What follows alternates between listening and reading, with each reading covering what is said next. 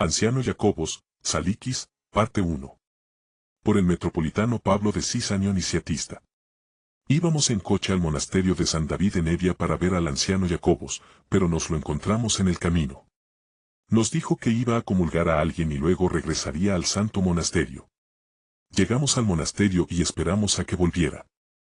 Mientras venerábamos los iconos en la iglesia, se abrió la puerta del altar y salió el anciano Jacobos. Nos saludó. Me quedé sorprendido. Lo vimos en la carretera hace poco, y la distancia para comulgar a la persona moribunda y volver al monasterio debería haberle llevado al menos una hora. Dije, Geronda, perdóname. Sí, hijo mío. ¿No te vimos hace poco en la carretera? Sí, hijo mío. ¿No ibas a comulgar a alguien que estaba en su lecho de muerte? Sí, hijo mío. ¿Ya fuiste a comulgarlo? Sí, hijo mío. ¿Cómo lo hiciste tan rápido?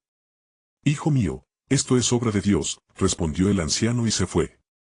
Durante mi primer encuentro con el anciano Jacobos, tuve una experiencia espiritual. Después de llegar al monasterio, tuvimos un pequeño malentendido, porque yo, entonces un joven diácono, fui a besarle la mano, pero él tomó mi mano y quiso besarla primero. Pero Geronda, soy solo un diácono. Me sorprendió la fuerza con la que tomó mi mano. No pude hacer nada. Primero besó mi mano, luego besé su mano, y me dijo, ahora eres un buen monje, porque has mostrado obediencia. Esta fue mi primera comunicación con él, el comienzo de una estrecha relación con él durante 20 años. No sé si lo conocí bien, pero comencé a entender el significado de la palabra santo, que a menudo escuchamos y nos preguntamos, ¿quién es un santo?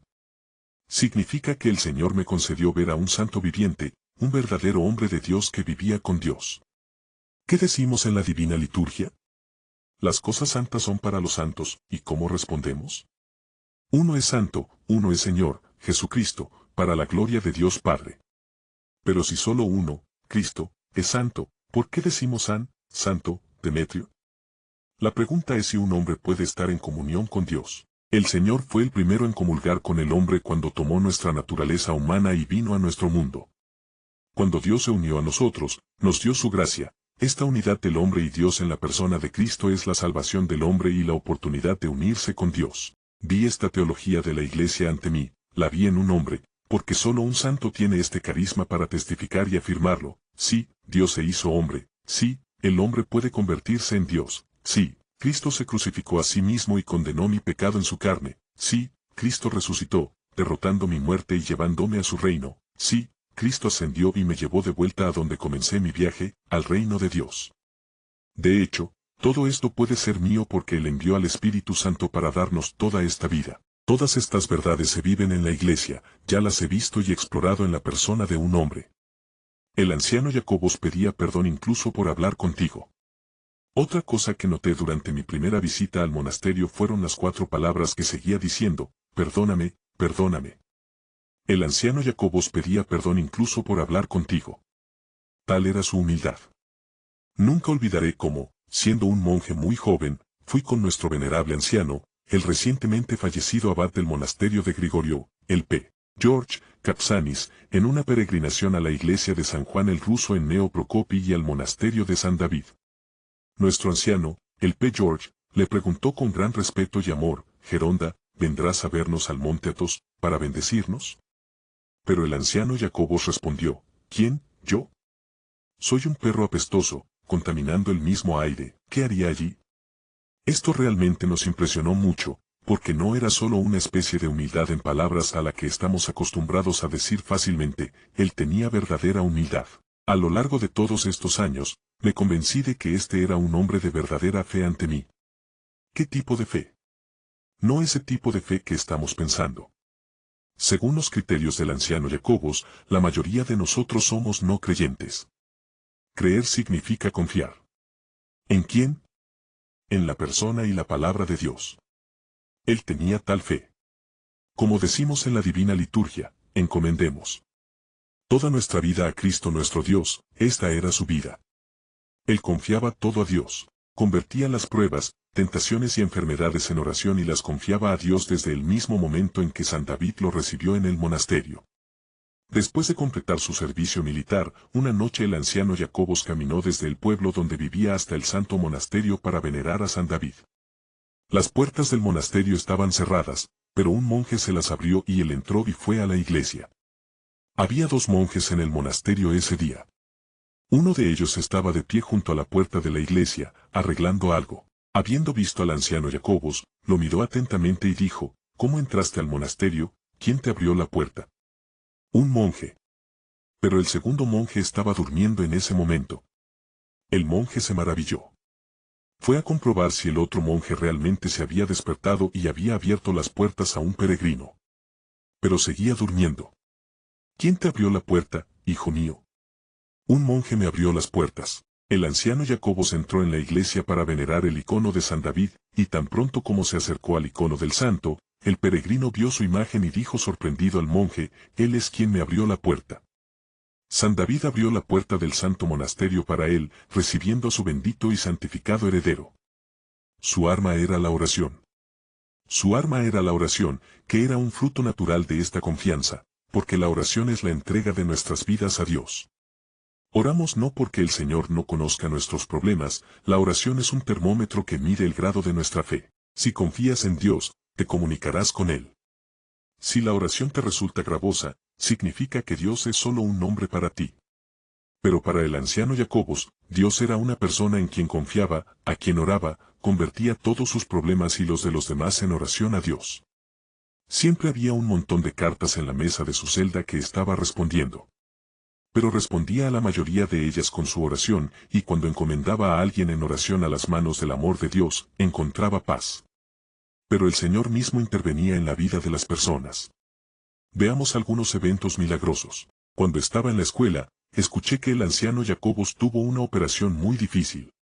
La operación realmente fue difícil, y el médico que lo examinó le dijo que debería haber muerto hace mucho tiempo, considerando los problemas que tenía. El anciano Jacobos no se atrevía a ir a los médicos, para que no miraran su cuerpo desnudo. Era una vergüenza para él. Voy a una cita con el médico y estoy cometiendo fornicación, me dijo. Objeté, Geronda, vas al médico para que te examine. No, hijo mío, es algo diferente para nosotros. Cuando le dijeron que no había otras opciones y que tenía que someterse a la cirugía, dijo, pensé, hijo mío, que al realizarme una operación, el cirujano solo me haría una incisión. Cuando el anciano Jacobos estaba en el hospital, oró, San David, si quieres que vuelva nuevamente a tu monasterio, ven y cúrame. Y si vienes, ve a Neoprocopi y trae contigo a San Juan el Guerrero, el ruso, punto. Pensé, hijo mío, que los santos caminan como nosotros, me dijo. En algún momento, la puerta de su habitación se abrió y vio 2 rostros, el rostro de San Juan el ruso y el rostro del venerable anciano David, quien le dijo, ¿cómo estás, padre? ¿Qué estás haciendo? Bueno, ¿qué puedo hacer, Geronda? Se supone que me van a operar, pero tengo miedo. No tengas miedo. Te mejorarás. Nosotros somos a quienes llamaste. Soy el anciano David, y este es el justo Juan el confesor, ¿no nos convocaste? Hemos venido, no te preocupes por nada. Se fueron. El día de la operación, lo llevaron a la sala de operaciones para darle anestesia. Mientras el anciano Jacobos estaba acostado en la mesa de operaciones, vio que la puerta se abría y 2 santos entraban. Ah, aquí están los santos padres. Otros monjes, que estaban en el pasillo cerca de la sala de operaciones, dijeron, el P. Jacobos está empezando a sentirse mareado por la anestesia y piensa que está viendo santos. Pero él los escuchó y dijo, no me lo estoy imaginando, realmente los veo. La cirugía fue exitosa. Si le dabas un vaso de agua al anciano Jacobos, lo recordaría durante 20 años. También hablaba del médico que lo operó de una manera cálida y amorosa, que Dios conceda buena salud al médico que me operó, que Dios le conceda salud y todas las cosas buenas. Un día tuvo una visión de San Juan el ruso, quien le dijo, P. Jacobos, te escuché decir, que Dios les dé buena salud a los médicos. Sí, es un muy buen cirujano, pero yo estaba guiando su mano. Hoy deberías haber muerto, pero tu muerte se pospuso hasta mañana. Y gracias a Dios, este mañana no llegó en volvió semejante a los santos. Podía hablar con ellos, suplicarles, y después de un tiempo, incluso podía discutir un poco con ellos. Un día, el anciano Jacobos me contó cómo la Santísima Teotocos se le apareció en el hospital. Me sorprendió, hijo mío. Había una enfermera abrazando a un niño. Me dije a mí mismo, ¿realmente las enfermeras traen a sus hijos aquí? Ella me preguntó qué estaba haciendo, y le respondí.